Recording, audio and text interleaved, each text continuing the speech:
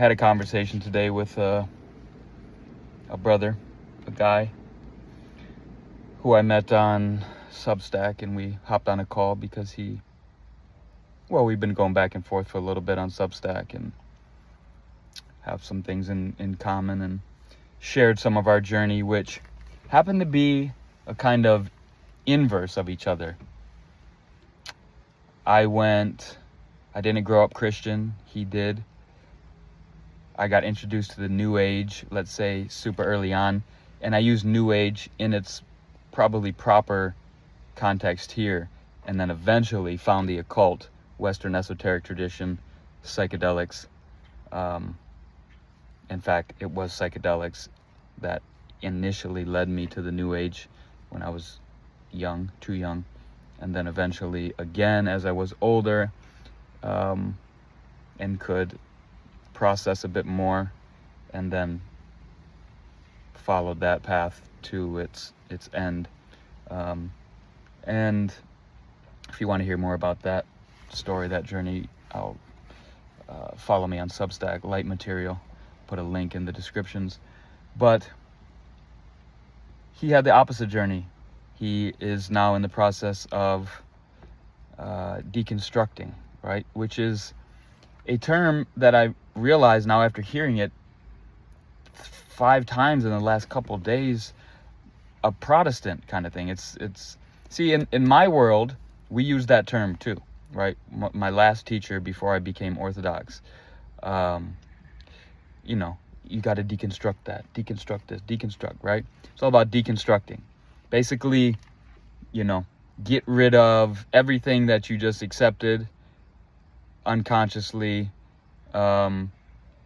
and any beliefs you have, any ideas you have about reality. Deconstruct everything until you get to this ground zero point, this kind of emptiness, right?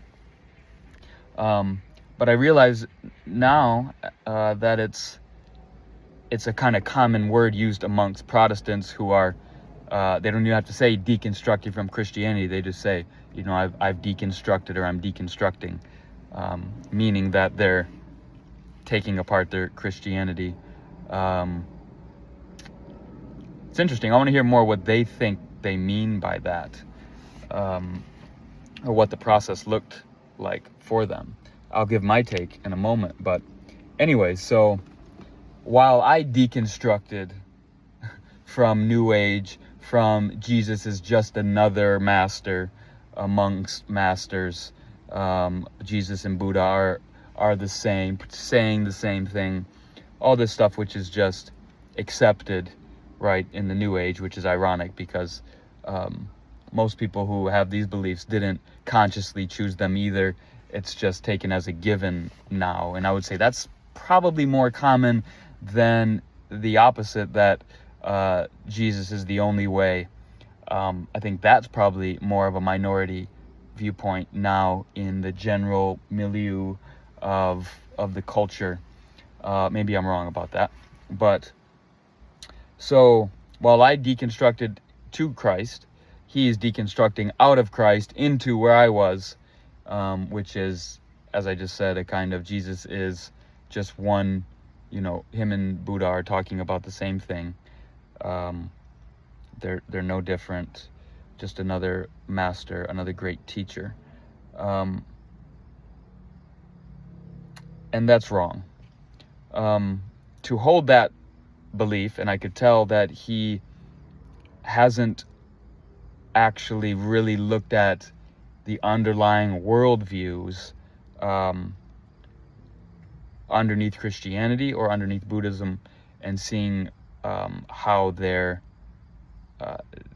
don't fit,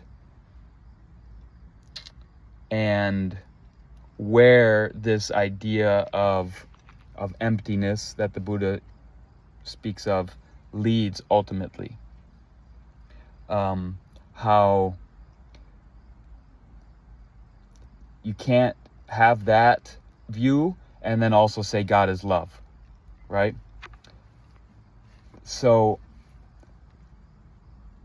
people in general haven't gone to the bottom of their worldviews And that makes all the difference. You can't, how you think about reality, the universe, God, does show itself in everything that you do. That's why I say I'm not a Christian, right? If I believed in Christ, if I was totally coherent and my beliefs were mirrored through my actions, I would live a totally different life, right? That's why I say really only the saints truly believe in Christ in the way that belief should mean, not just ideas I hold in my head, but that they play out in my actions, in my thoughts, in my deeds. Everything is absolutely coherent, right? But we're so disassociated.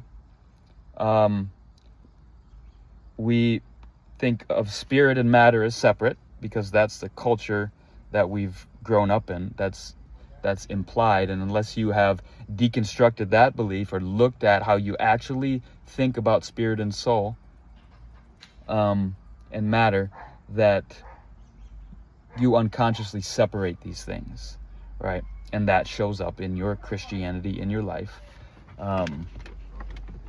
So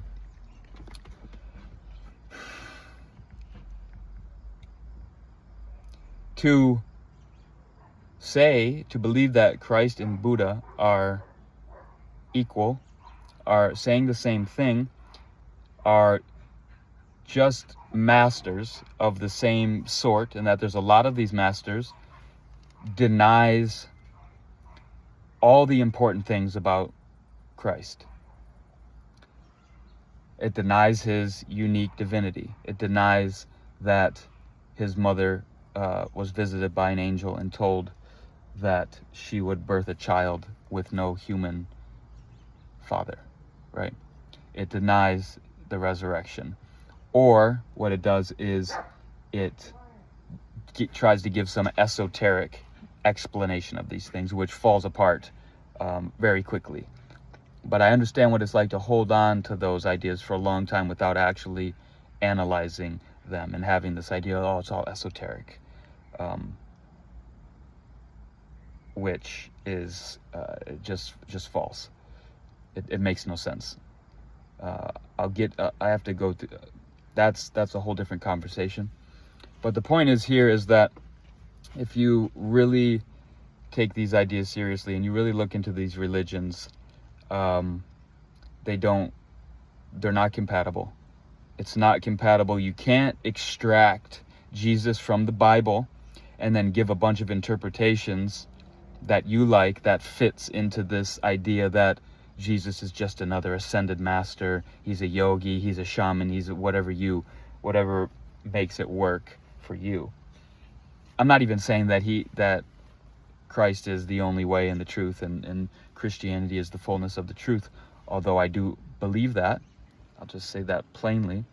And there's many reasons I believe that, but I would say that I don't just believe it, I know it to be true. But it's not like I know that all the time. It's not like I'm walking around in 100% certainty, right? Christ says a mustard seed of faith, right? So nobody, except maybe the saints, walk around, and even them walk around in like this living reality of everything Christ said, and he's ever present in their life. But I suppose the saints do. Some of them have attained to that. So, do I fall into doubts about certain things and question things and keep things open and try to bounce Buddhist teachings off Christ and all these things? Yeah, I don't. Just because I say that doesn't mean I don't try to see the truth in things, try to expand my understanding of these things. It's not like it's a closed system for me now. And I believe that Christianity is open to that, but it doesn't deny the unique place of Christ, that his name is the highest above all names.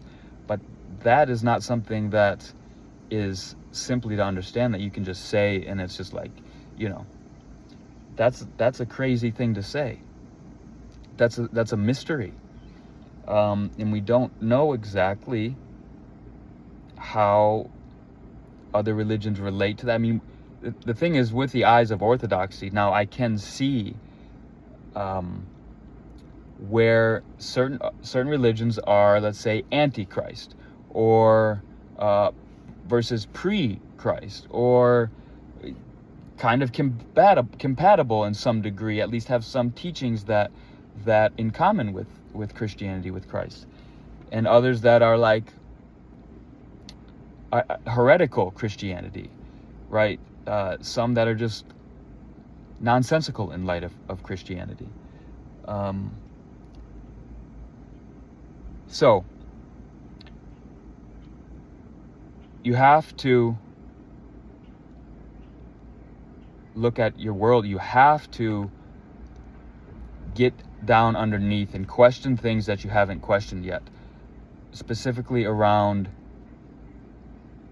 how you think about the divine, how you think about personhood, how you think about matter, spirit and matter.